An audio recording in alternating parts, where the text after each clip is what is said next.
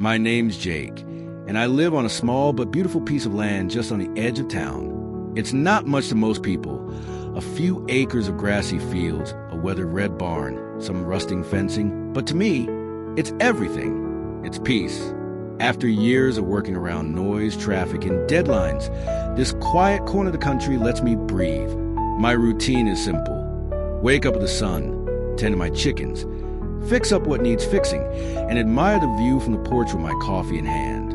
There's something healing about working with your hands. You fix a gate, you're fixing your day. You pull a few weeds, you're pulling stress out of your mind. That's how I see it. Anyway, I've got a few tools that help out. None I love more than my excavator. It's old school, a little squeaky, but it gets the job done. Whether I'm digging lines for irrigation or reshaping runoff after storm, that machine's been with me through every season. And people around here, well, most of them, they understand boundaries. A man's land is his. No ifs or buts. You don't cross fences without asking. And you sure don't make yourself cozy in someone's pasture without permission. Or so I thought. Because I never expected my peace to be interrupted by someone from the neighborhood HOA, especially someone so entitled. She thought my soil was her parking lot. It started at the local HOA meeting. I usually don't even go to those things unless there's something serious on the agenda. But that day, I had a plumbing issue in the barn and needed to get out of the house for a bit.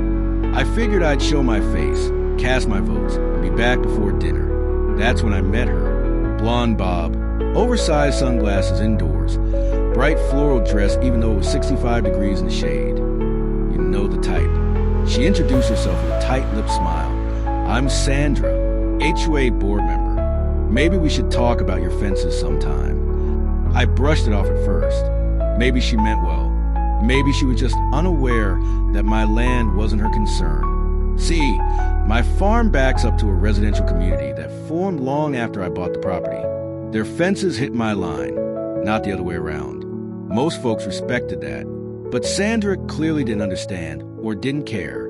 During the meeting, she kept bringing up unnecessary things, like how it would benefit the neighborhood if I paved my gravel drive to cut dust on a farm. I thought she was joking, but her expression said otherwise. A few days later, I caught her right at my fence line, standing there with a clipboard like she was doing an inspection. I walked up to ask if she needed help. Her smile dropped. Oh, I was just measuring for potential landscaping. This area could be so lovely with a little shared greenery.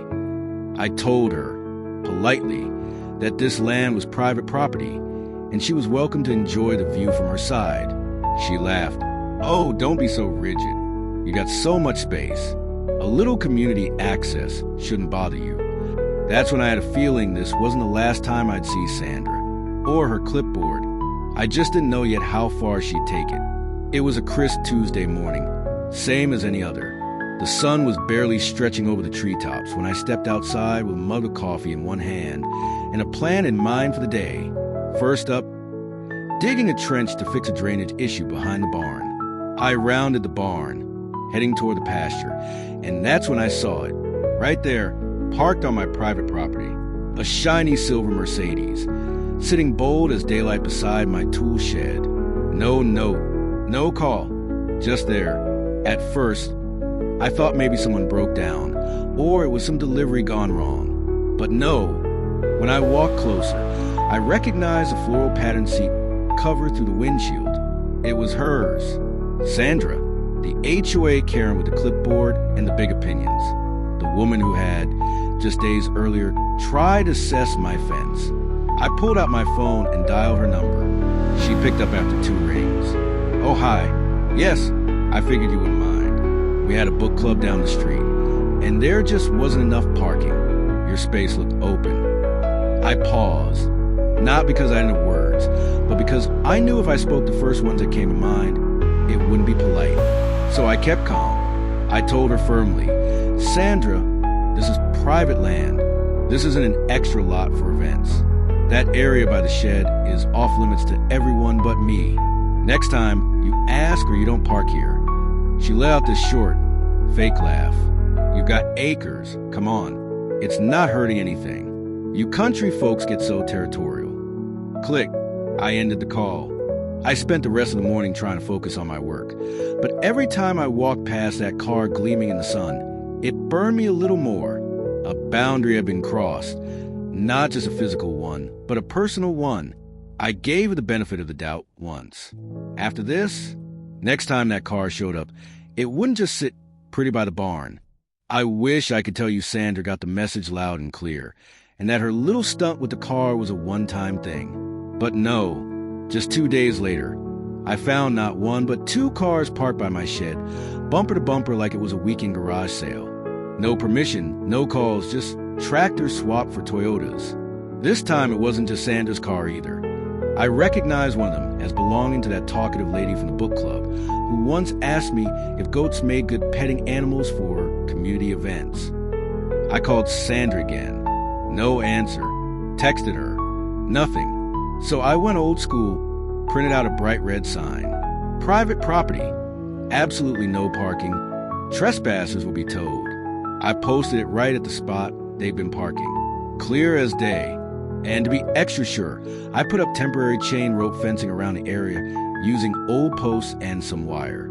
The next morning, the chain rope was on the ground. And guess who was back? The same 2 cars, plus another little hybrid squeeze, and behind them, like my property had suddenly become a carpool lot. I walked over, furious but calm, pulled out my phone and started taking pictures. Evidence. Dates, times, license plates. This time, I wasn't playing nice anymore. I called the HOA to report the issue formally. Their response? Oh, we can't enforce anything on land that's outside HOA jurisdiction. You'll have to deal with it yourself. Deal with it myself. That's what they said. It felt like a slap to the face. These weren't just rude neighbors anymore. This was entitlement backed by silence. My boundaries, clear, posted, even physically blocked, were being erased right in front of me. And then came Sandra's next message. A printed suggestion politely taped to my mailbox. If your land isn't being fully used, consider allowing community overflow parking to support neighborhood events and limiting waste of unused space. I laughed, but not the good kind. The you done messed up kind. The kind where you realize it's no use being nice anymore. That was the moment something in me snapped. I knew what had to happen next. I didn't want revenge. I wanted respect. And if respect wouldn't come with polite words or printed signs, maybe it would come with an excavator. After that community parking suggestion magically appeared on my mailbox, I decided I'd had enough of the cute little power plays. Entitled notes, ignored signs, and fences knocked down? No more asking nicely. This was war, of the polite legal and farm-powered kind. I printed out one more sign, this time laminated and posted every 20 feet along the fence line. Private property, not HOA land. Any vehicle found here will be moved with heavy machinery. And for extra effect, I placed one right next to my excavator. Bright yellow letters against that rusted metal beauty. Hard to miss. I also dropped a final text to Sandra. This is your last warning. Do not park here again. Next time, you'll need more than a car wash. I could imagine her smirk as she read it. Probably thought I was bluffing. And hey, maybe part of me hoped I was. Maybe she'd finally take the hint. But deep down, I already knew how this kind of story ends. People like her don't back down until they're forced to. The very next morning, I walk out, and what do I see? Her car in the exact same spot. Same fancy silver Mercedes. Same floral seat covers. Almost like it was parked with confidence. Like it belonged there. I didn't call. I didn't text. I didn't rant. I sipped my coffee, walked around it one last time, and quietly put on my work gloves. Because if a printed sign, a polite word, and common decency won't move a car off my land, maybe the rumble of an excavator will. I didn't charge in with rage. I didn't scream or threaten or even knock on her door. No, I started my excavator. There's a certain growl that machine makes when it wakes up, kind of like an old farm dog stretching before it gets to work. She'd been quiet all summer, parked beside the barn, but today she had a job to do. The goal wasn't to destroy anything. I wasn't interested in damaging her car. I'm not crazy, but I was about to make a very strong point. using the only language people like Sandra seem to understand. Inconvenience. I ease the excavator over to the far edge of the field, just to the side of where her car smugly sat. I started digging, carefully, strategically, not around the car, but next to it, loosening just enough soil around the tires, then soaking the area with water from a nearby irrigation trailer. Thanks to last night's rain, the ground was already soft. With just a little help, it turned into thick, syrupy mud, the kind that grabs onto tires and doesn't let go. And I watched, from my porch, coffee in hand, gloves off. Later that afternoon, I heard it, that horrible wheel-spinning sound, tires flinging sludge, followed by the unmistakable voice of Sandra in full panic mode. What is going on? I'm stuck. I gave her a couple minutes, then casually walked over, phone recording just in case. She was covered in sweat, face flushed, pacing around the sunken wheels like she'd parked in a swamp. Need a tow? I asked. I've got a guy, or I could just lift you out with the excavator. She didn't appreciate the offer. I didn't touch her car. I hadn't needed to, but she sure wasn't going anywhere without help. And by the time the tow truck came, which I definitely didn't pay for, the lesson had been delivered, loud, clear, and muddy. Sandra didn't say a word to me during the tow.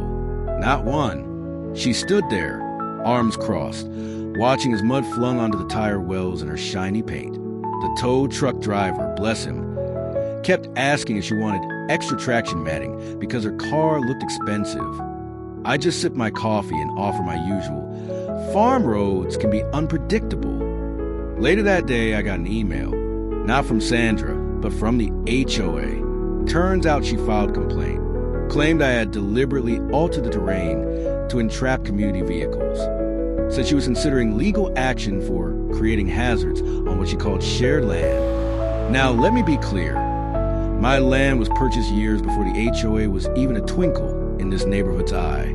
I had my deed, land survey, and property boundaries printed out on my wall and backed up in a weatherproof folder. Before things could even escalate, I forwarded it all directly to the HOA board, along with timestamp photos, screenshots of her text, and a friendly note that read, "You may want to remind your team where your jurisdiction ends." Attached are visual reminders. The next week, I received a formal letter from the board, not to fight, but to apologize. We recognize that your land lies fully outside of HOA boundaries. Sandra was not authorized to represent HOA use of your space. We have issued her a notice of inappropriate conduct. Imagine that, after months of being ignored, my boundaries finally respected. Not because I argued louder than her, but because I let her car sink into its own consequences. Sandra? Well, she doesn't wave anymore. She moved her book club meetings to another neighborhood entirely. And I won't lie, there's a little part of me that misses the daily drama. Just a little. Life's been quiet since then. The only tire tracks on my pasture now are for me and my proud old excavator. And every time I walk past that worn-down muddy patch where the Mercedes once sat, I smile. Because some lessons are best learned the hard way. Seedling moral of the story. Not everything valuable brings profit. Some things simply bring balance, beauty, and deserve to be protected.